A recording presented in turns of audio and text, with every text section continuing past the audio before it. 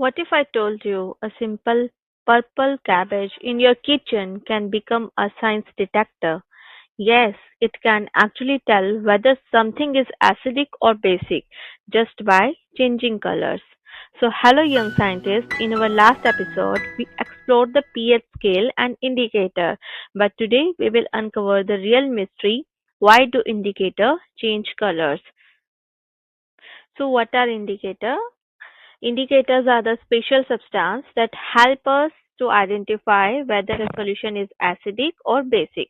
For example, litmus paper, universal indicator, and natural indicators like turmeric and red cabbage. So the question arises here, what is the science behind this color change and what actually happens inside the indicator? Indicator, it contains the special chemicals that react differently in acidic and basic solutions. When the pH changes, the structure of these chemicals changes too, and that cause a color change. Think of indicators like mood rings. When the environment changes, their color changes too. Now let's do our activity. What we need the red cabbage leaves, warm water, transparent cup, and lemon juice, soap solution, and baking soda solution. So for doing this activity, first what we do, we put the chopped red cabbage into the warm water for a few minutes. The water turns purple because the cabbage release a natural indicator pigment. Now in step 2, now pour this purple liquid into the different cup. And in step 3, we add different substance one by one.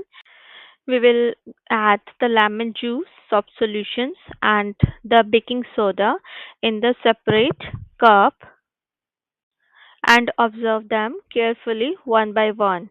As we can see in the cup 1 where we add the lemon juice, it turns pink or red, and in the soap solutions it turns bluish green, and in the baking soda it turns bluish.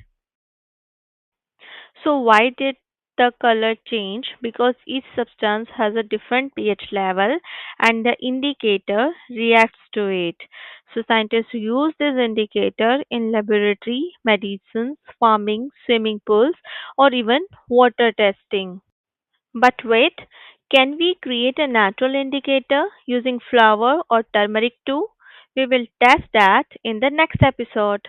So science is not only inside laboratory, sometimes it's hiding in your kitchen too. See you next time, young scientist.